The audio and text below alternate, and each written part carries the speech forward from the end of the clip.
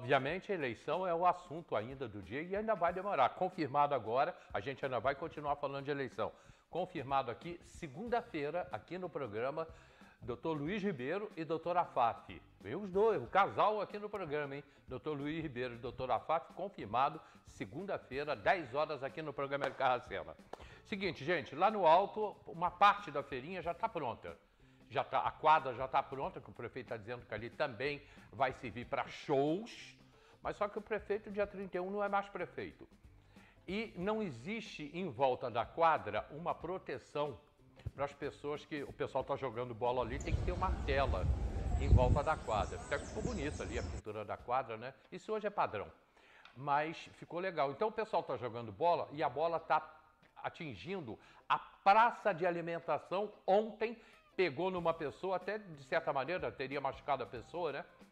Porque o pessoal vai para jogar bola, as pessoas estão na praça de alimentação, né? E ontem foi isso que aconteceu. O prefeito disse que não vai botar tela e eu queria falar com vocês, Beto e Vanderlei, sobre a demora da feirinha. Não deve ficar pronta esse ano. A primeira parte sim, mas a segunda parte vai complicar, né? Porque ali tem muitas árvores também. Roberto Petro. Isso é uma vergonha, Hélio. A demora da entrega dessa obra à feirinha causou um prejuízo aos expositores sem tamanho. E mostra toda a preocupação que o prefeito tem com a população quando ele faz uma quadra dessa e vai deixar sem uma tela atrás do gol. Se ele quer deixar aberto porque quer fazer show, tem que tiver show, tira a tela, depois bota a tela de novo. Agora, o que não pode é deixar as pessoas... Imagina com a feirinha funcionando, se alguém for jogar bola ali. Vai ter bola voando em cima de barraca, em cima das pessoas. É uma total falta de responsabilidade. E ele não sabe... Na verdade, o Vinícius, sabe, estava no lugar errado, na hora errada, infelizmente. E essa feirinha do alto é um outro problema que o Leonardo vai ter que assumir, né? Vai ter que resolver. Vanderlei. Na verdade, quando você olha uma feirinha e uma quadra, são dois elementos que têm que ser estudados antes de se pensar nesse projeto, que são coisas que conflitam, né? Então, é preciso criar um espaço esportivo, um espaço de lazer, então se cria em outro espaço. Não dá para colocar dois elementos que brigam. Mas a quadra já estava lá. Sim, então, mas já diante do crescimento da feirinha, da importância dela, a feirinha mais importante do Estado, aquela conversa toda que os caras falam quando precisam enaltecer a feirinha, eles têm que avaliar se essa feira não briga, se a quadra não briga com a feira, né? Se você precisa da quadra para fazer nela um evento para agradar a feirinha, de interesse da feirinha, aí tudo bem. Mas tem que pensar, então, já assim, em algum momento vai usá-la como quadra, enquanto não estiver fazendo o show ali, e se não precisa desse espaço para outras barracas, né, para crescer a feira, que é também uma coisa que poderia estar se pensando, né, haveria talvez uma solução de levar essa quadra para outro espaço que não fosse nesse espaço da feira. É complicado falar desse assunto, você não quer que tenha quadra lá. Talvez não, talvez a feira seja mais importante, a feira no total seja muito mais importante que a quadra. Por exemplo, nós temos hoje a Praça Olímpica Luiz de Camões, que foi criada lá nos anos 50 e em 57 o Janotti cria essa Praça Olímpica, isso é de 57. A Praça Olímpica foi muito importante, a sociedade Teresópolis todo se divertia nessa Praça Olímpica. Hoje, aquele espaço da Praça Olímpica e da Calçada da Fama é o único espaço de respiro que existe para os tantos prédios que existem na Várzea, onde a pessoa precisa tomar um solzinho de manhã. Chega lá, tem gente jogando bola. Então, ou seja, está na hora de se pensar em otimizar aquele espaço mais para os idosos, menos para o esporte olímpico, né, para o esporte em geral. E tem que achar uma solução para esse esporte também. Mas você não pode gastar. A Várzea, como era uma área plana e tem muitas construções antigas, nós temos ali muitos prédios que há uma carência muito grande, é a única área de lazer desse prédio, que não tem jardim de inverno, que não entra o sol no prédio, porque construiu outro prédio do lado. Então, imagina a quantidade de pessoas idosas e de crianças que moram na Várzea, que precisam de pegar um solzinho de manhã e o único espaço que tem é a Praça Olímpica. Chega lá, a praça é olímpica. A praça está sendo usada para o esporte. Então, você tem que adaptar as ideias. Foi muito bom lá atrás. Será que hoje, o que é mais importante para a cidade, para aquela região? Uma área de lazer, uma área de saúde para os moradores que existem ali, E para os que vêm do interior, que estão passando o tempo ali esperando resolver um problema do INSS, um problema do médico, do outro serviço, do comércio, da Várzea. Então, essas coisas não pode, é por isso que você não pode colocar idiota no poder, entendeu? Gente que não pensa. A cidade é para a gente que pensa, né?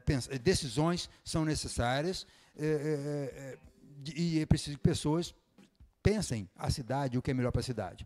E que tenham coragem de questionar se a Praça Olímpica deve continuar olímpica por mais tempo, ou que se arrume outro lugar para esse espaço da Praça Olímpica, que destine mais espaço na Várzea para a pessoa idosa, para a pessoa que precisa de espaços de respiro, né? Porque a Várzea não tem isso. Olha para esses prédios, é tudo caixotinho. Onde entra o sol nisso aí? Aí, dentro desses prédios, moram pessoas idosas, moram crianças que precisam de pegar um sol, precisam de um espaço agradável, precisam de lugar para sentar. Você vai para a Várzea hoje, tem uns banquinhos ali na Calçada da Fama que são um lugar que você tem para sentar. E as pessoas idosas não precisam sentar a cada 10 minutos, meu cara. Não é assim, não. É que a gente já está Isso está acontecendo lá no alto da Feirinha do Alto, onde se faz uma quadra esportiva no meio dos feirantes. Então, se é que tem que continuar, pense numa cerca que seja móvel, para usar. Vai usar tais dias, que não tem feira, é esportivo, beleza, coloque. Só que dá trabalho. Dá trabalho colocar a grade e tirar a grade. Eu tenho que passar uma pergunta para o Peto, já visando o final. Temos que aproveitar. Falta 7 minutos para acabar o programa. Só tem 7 minutos e ele tem que aproveitar bem a presença dele aqui. Eu tenho uma pergunta para vocês dois e a gente mais minutos de programa. Lembrando que a pergunta que eu vou fazer para ele agora é sobre o prefeito. A semana que vem a gente vai falar sobre a nova Câmara de Vereadores. Roberto Petro, muito obrigado pela sua participação. Já me despedindo, mas deixando uma pergunta para você responder agora, né? Qual é a expectativa para o novo governo, o governo Leonardo Vasconcelos, a expectativa que a população tem que ter? Vai ser um grande governo, eu não tenho dúvida disso. O Léo é uma pessoa que é conciliadora, é muito inteligente, muito mais do que as pessoas pensam. Soube conduzir uma campanha com muita organização, o que não é fácil. Campanha eleitoral é complicado. E acho que ele está sendo muito sóbrio. Eu não vi, depois da vitória, nenhum oba-oba do Léo. Isso mostra que ele está contido, está sóbrio e está pensando, está buscando as alternativas. E eu garanto para você, tudo aquilo que o Léo prometeu na campanha, quando eu falo, o Léo prometeu, doutor Afaf, Luiz Ribeiro, eu estava acreditando nisso também, eu tenho certeza que ele vai cumprir. Com toda a dificuldade que vai ter no governo, a gente sabe que vai pegar uma prefeitura falida, sabe que a saúde, a partir do dia 1º, não tem ninguém contratado, vai ser uma torada, uma guerra, porque o prefeito não vai deixar pedra sobre pedra. E o Léo vai vir com disposição, tenho certeza disso, com muita garra, e ele tem um compromisso com ele e com a cidade. Porque, na verdade, o Léo tem 41 anos. E ele sabe que o futuro político dele depende de um excelente governo. Ele vai mostrar isso, vai fazer e vai ter um grande futuro na política do estado do Rio de Janeiro. Tenho certeza disso. Tomara que Teresópolis precisa, mais do que nunca, de um grande governo. Mesma pergunta, Vanderlei, muito obrigado. E qual é a expectativa que o teresopolitano pode ter nos próximos meses para a posse do Léo? O Léo não é um desconhecido, né? Ele já mostrou a que veio quando assumiu a presidência da Câmara e conseguiu conciliar os conflitos internos, e são muitos os conflitos entre os vereadores, os interesses são muito grandes, e ele consegue aprovar ali as coisas praticamente tudo por unanimidade. Ele evitou o litígio, processos de cassação de vereador, ele tentou controlar para ver que não é bem assim, ou seja, você vai ter um desgaste para um resultado que ainda é pior, né? Então, alguns vereadores que tiveram dificuldade com o mandato devem isso a ele, inclusive essa conciliação. E essa qualidade de conciliar é a qualidade talvez mais importante que a gente consegue observar no Léo. Porque a gente sabe que ele vai chegar ali em janeiro e ele vai ter uma coisa na cabeça. Ele sabe que ele não é o dono da prefeitura.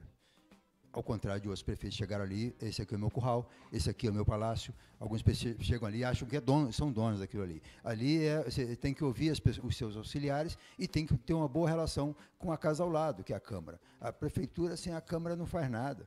A prefeitura pode ter os vereadores do lado do governo, sem as benesses, sem aquela coisa da negociação, dá para ter com a conversa. O vereador quer muito pouco, ele quer que o mandato dele flua e que ele continue bem junto ao eleitorado dele. E para isso ele precisa ser atendido nas coisas mais mínimas. Né? Ele não fala de... a conversa aí não trata de corrupção, não trata nada disso, trata de atender. O vereador precisa ser atendido no seu pedido de braço de luz, no pedido de nomeação de uma professora na escola, de uma diretora, de um asfaltamento de uma rua, de uma operação de tapa-buraco, mas tem que ser tratado como compromisso do governo com o vereador, porque ele é o elo, né? Ele que faz essa relação de uma comunidade com o governo, porque a cidade é muito grande, é muito complexa. O prefeito vai ficar 4 anos prefeito, vai se reeleger. Eu imagino, o Petro teve agora na campanha, andou a cidade inteira, ele conheceu lugares que ele não conhecia. Né? E você foi prefeito mais de 5 anos, né? Quase 6 anos na cidade. Então, ou seja, o prefeito vai passar o período e não vai conhecer. E o vereador pode ser esse grande aliado dele, levando os serviços da prefeitura para esses lugares. Então, se o prefeito consegue entender o papel de um vereador, e o Léo entende, porque foi vereador 2 vezes, é vereador por 2 mandatos, ele consegue ser prefeito tendo o vereador como aliado, já é um grande ganho, né?